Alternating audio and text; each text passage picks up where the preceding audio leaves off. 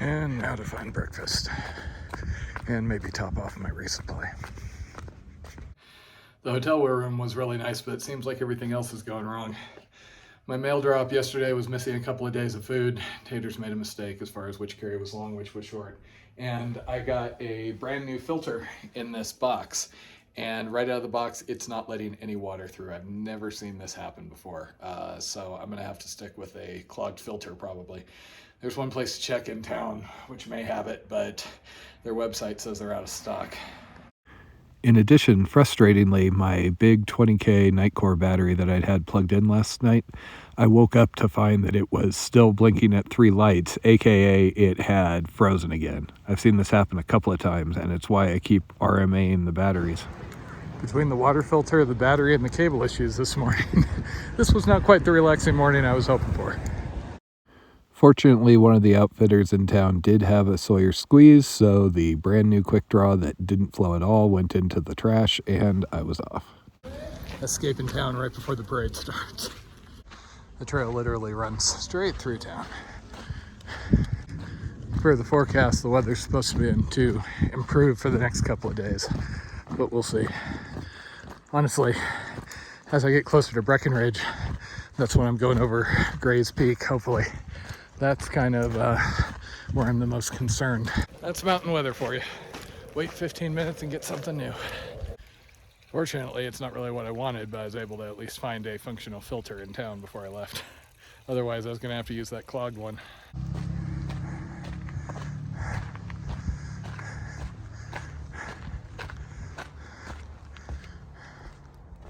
So this next carry is 127 miles. I have 6 days of food on my back. Unfortunately, I was not quite able to get all of the heartier items I was hoping for, but I made do. Lots and lots of bars for the next 6-ish days. I do have a lot of altitude, but I'm kind of counting on I can at least do, my normal 22-ish miles a day. As you can see, my pack is kind of unwieldy here, though.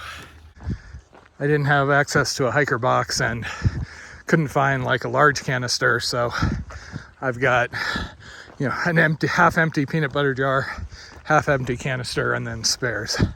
So my pack's gonna feel a little awkward for the next probably 2 days. There are other town options out here. I don't have to go all the way to Breckenridge, but as I've talked about before, I am trying to keep my pace up here. And short of turning into a much faster hiker or taking a bunch of shortcuts, that means trying to avoid towns as much as I can. So plan will be go straight through to Breckenridge, spend a night in a hotel there, get everything charged, etc. And then I think I push on to Twin Lake, and then after that I'm gonna aim for Monarch Pass, where I'm gonna have family come out and meet me. These trail towns you walk through are always kind of fun. This one is just a little awkward since there are permit and bear can restrictions on Rocky Mountain National Park. So you have to kind of do the area discontinuously if you're coming from north to the south. And also, I have to go 8 miles south of town before I can disperse camp. Because not only does this area require permits, but apparently you have to be permitted for individual campsites, same as Yellowstone and Glacier and such. I keep hoping, but all I find is moose poop. So much moose poop. The good news is I was able to get a new pair of shorts and a new pair of underwear, but I had 0 underwear by the time I arrived in town. So now I only got the one, and my socks are getting kind of threadbare also. Hopefully those get replaced in Breckenridge. So it looks like, looking ahead, trail should be fairly cruisy for about 15 miles. Then I start the next big climb. I usually figure if I can get 15 miles out of a half day like this, I'm doing pretty good. But we'll see.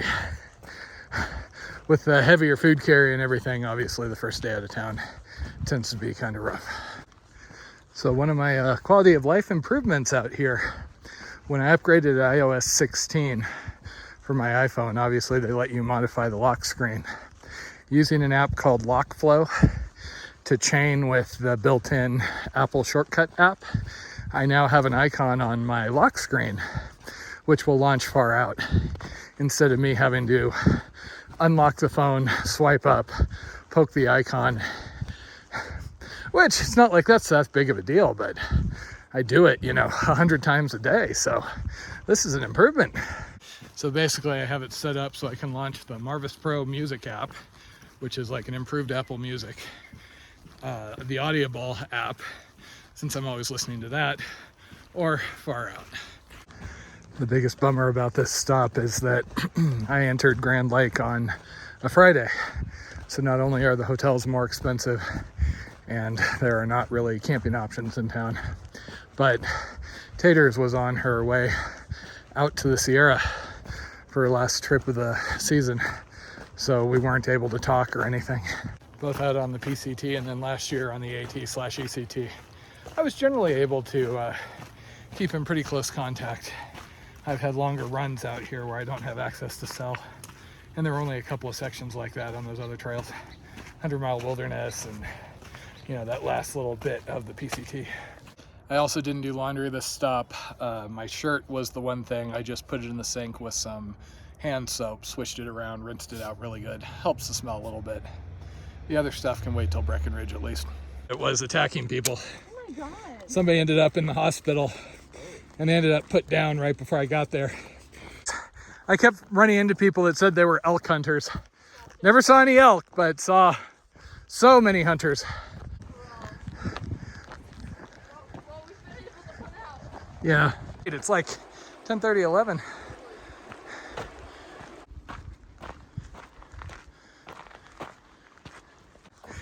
If I could just get like a week, maybe 3 weeks of weather exactly like this, that would be awesome. A little less, fun looking on video, but Taters would really be loving this. Just need to see a moose. Ran into Bodega and Moonbeam, who were also camped on the side of Parkview Mountain during that storm. We were apparently all within like a half mile of each other. And similar to what Cruiser was saying, it sounds like I'm actually closer to the middle of the bubble than I thought. It's just a weird thing out here. For whatever reason, the posts I've seen, the comments, are all from people that are basically up ahead. So I keep feeling like I'm behind and they keep making, more miles, getting further ahead. So I was starting to be really concerned about whether I was going to make it through Colorado at this rate. And yes, it doesn't matter what anybody else is doing, but when you're out here alone and you're constantly doing the math, worried that the weather's not going to hold long enough for you to make it through, you take whatever indicators you can find. I am not taking my foot off the gas until I am well into New Mexico, though. And even then, I'm not intending to dawdle anywhere, but I'll be a little more comfortable maybe taking a town day or two here or there. Versus right now, I feel like every day really counts. Hence, making decisions like that Rocky Mountain backtrack loop situation. And don't get me wrong, yes, am I stressing about it? I mean, it's a constant thought. Just because I got a goal and I'm trying to meet the goal, and you got to work to get to the goal. But it's not like I'm worried about it so much. I'm not enjoying the day-to-day out here. If anything, it's just making me appreciate how little stress I had last year, schedule-wise. The advantage of those stretches of cold, stormy days is really makes me appreciate when it's nice out here. Lots of boat folks.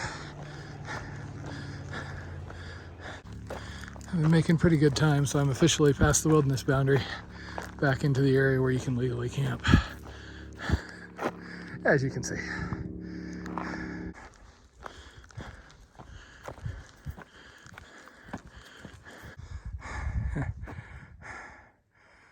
Oh, it is a glorious day.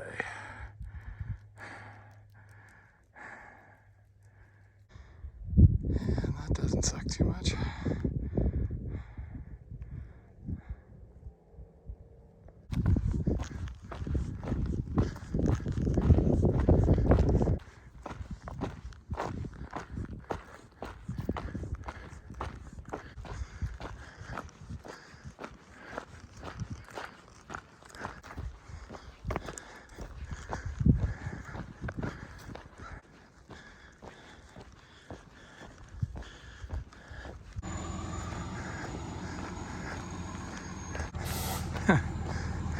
Bit of a busy recreation area.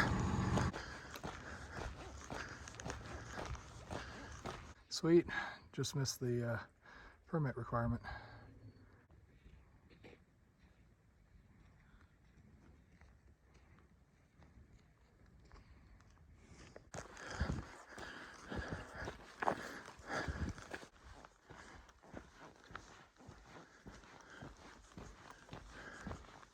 Well, I've been making good time today. It's 5 o'clock and I started hiking at 11 or so out of town, and I've made around 16 miles, so not too bad. It has been relatively flat. Now I start climbing back up. I'm 8,000 something, and by tomorrow I think I'll be back up around 12.